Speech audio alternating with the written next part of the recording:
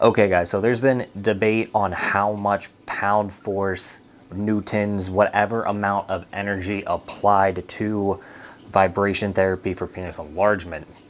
And there's an argument saying that you're going to need a lot more force when it comes to girth because you have to get through the plastic. And I kind of want to show how misguided that is.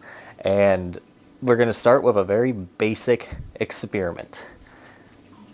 This motor is for massage chairs. Just on premise, this is supposed to shake a 200-pound body through 3 to 4 inches of padding.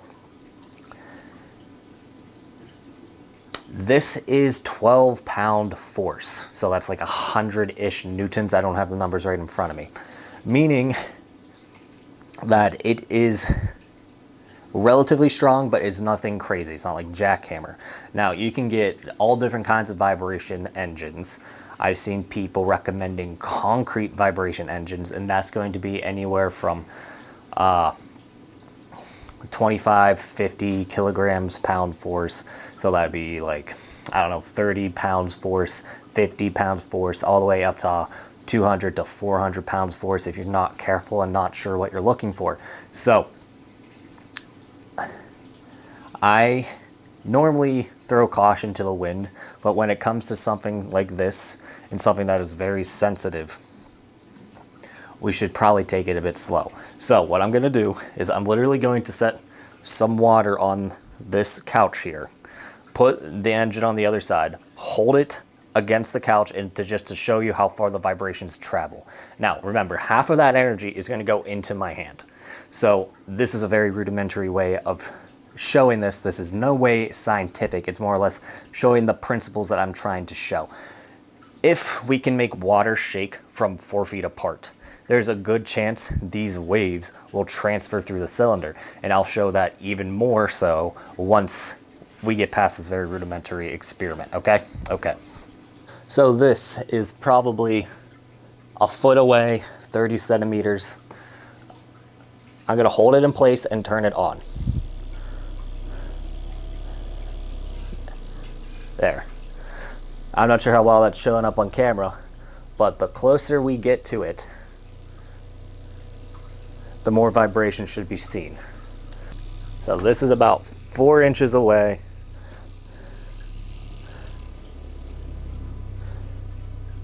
Eight inches away. Now, this is a bit different than putting it here, I noticed, because the vibrations are not reaching it because the motor's spinning this way. So that means the rumble is going to travel in this direction. So if we have it this way, there might actually be a case for orientation mattering for work. But this water is moving and it's not even close to touching. It's 2 to 3 inches away. If it touches, we can actually see the waves coming off the vibration, right? It's not even touching. There's about an inch of space. All right. Okay, so that made me realize two things. One, this thing is crazy powerful, if we're like being completely honest. Like, it's not even touching water and is causing the waves to form from 2 to 3 inches away. So about 10 to 12 centimeters. I guess that'd be like 8 to 12 centimeters, but you know what I'm saying. Anyway, secondly, you guys might have saw this. I'll try to make it more apparent in the video, but the orientation did matter to transfer the energy, right? Now, this is going to be in direct contact with the cylinder. It will be applying energy this way. So if we're looking at it from flat, it's going this way. From the top, it's going this way. Those waves are going to be traveling downward. So if we have it like this, we may get some more up and down from the shaft, but remember, the motors are here, here and here. I'll put a picture up just to show what I'm talking about.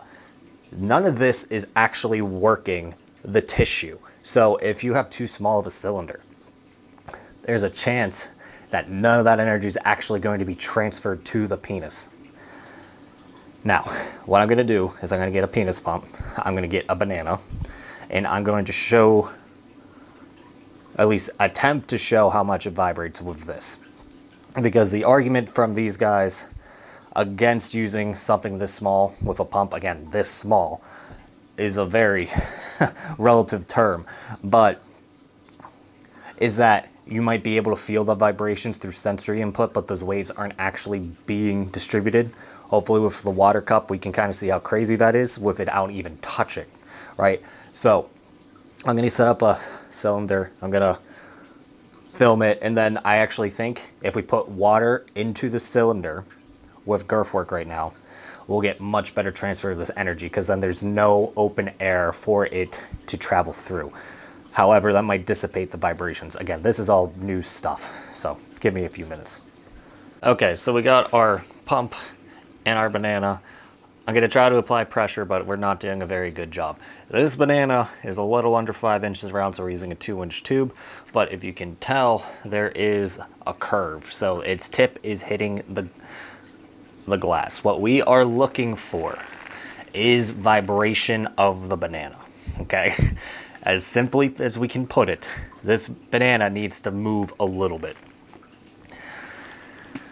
So I'm going to turn it on. By the way, a minor upgrade to the DIY is we're using a neoprene strap. This is 3 inches. We're about to start selling all day stretching / retention kits.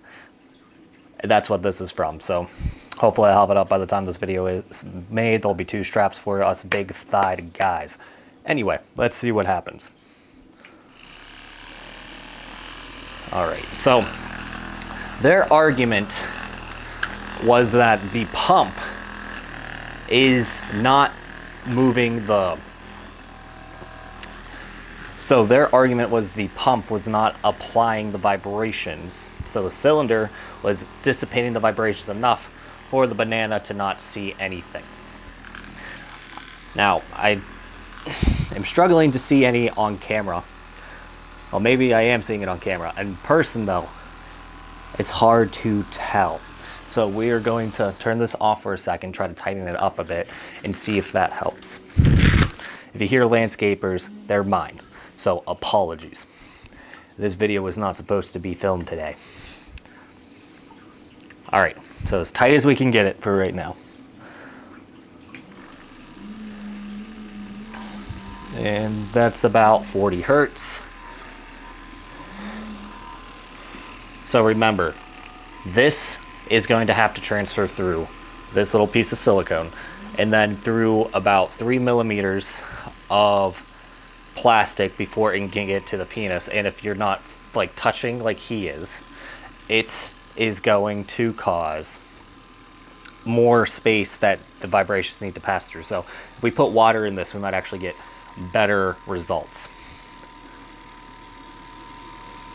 So I'll look at this at post and then see what's happening. But from what I can tell, the vibrations at the very least are transferring from the cylinder into my arm. Like I can feel it deep in my bone. I can actually see it a bit. So it'd be very hard pressed for me for something that is in direct contact right under the point of vibration to not be receiving this vibration.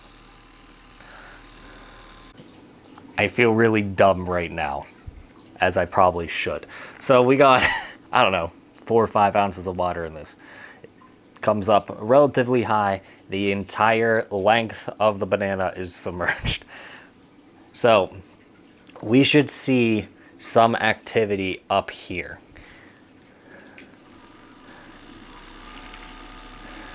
And this is actually causing a bit of an air leak, if you can see from the bubbles, which is kind of insane. Or it's shaking gas out of the banana. But I'm going to hold this as still as I can. This reminds me of cavitation therapy. If you guys remember that, that's basically bursting fat cells using high frequency. We are nowhere near that level. 40 hertz compared to 40,000 hertz. However, maybe it was 20,000. I don't remember the specifics. It's been over a year since I used the device. Either way, we have activity being transferred through this into the water. Now, remember, the entire cylinder is vibrating, but If we are super concerned about having proper transfer for girth work, and reminder, some people think this needs to be flipped. I'm not so sure, but we can see the water moving. That penis is in the water right below the engine. I'd be very hard pressed to see this banana not receiving vibrations all the way to its core. And I'm really making this video to kind of prove a point that we need to stop thinking about this stuff from an engineering sense, because if we're trying to destroy something, that is the opposite of what we want for PE. We are trying to stimulate activity of the stem cells, and the best way to do it is by generating fatigue on the collagen fibrils that will release growth factors. With vibration, we're adding a bunch of energy to that, and that energy is going to cause more fatigue to the hydrogen bonds in the collagen, making them break down faster. And there's evidence saying that this weird ass stress on the stem cells, the specific vibration frequency, causes them to go into overdrive. And that's the purpose of vibrations. We are not trying to basically bounce the collagen fibrils up and down until they burst. We are trying to get those weak points on the collagen fibrils to unfold. That's it. So we do not need as much force as some people are suggesting when we're theorizing this, at least in my opinion. But again, I've actually shown proof of my gains, at least in length. And to prove a point, I'm probably moving to girth next month, taking a break from the golden path for length, just to make sure that I know my shit for girth still. Anyway, this was not supposed to be like, I know more than you. I just want us to think a little bit more conservatively, which is really weird if you know me as a person saying that, about this, because we're talking something that is strong enough to vibrate an entire body directly to our penis already. Why would we want to double this force? This is what I'm asking. Also, it might be a good idea to inspect the banana. Okay, so that is definitely more brown since then. If you know anything about fruit, when something is bruised, it gets brown and pitted. So we're going to open up this bad boy. We're going to see if the tissues, the meat of the banana, is affected. Now, here was where the silicone wrap was. Good understanding why plum sleeves can hurt like a bitch, because it's so tight around the base if you don't have the right size. Now, the underlying tissue is actually in pretty good shape, except for right here. And that would probably be right under the vibration engine. This could also just be an old bruise. But then we're not seeing any real issues to the tissue. But the skin of the banana is definitely falling apart. A good experiment for this would be actually to put a banana under pressure for 20 minutes with vibration, and then see how much goop this turns into. Maybe I'll do it for fun this week. We'll find out. But I gotta get my calories in, so talk to you guys later.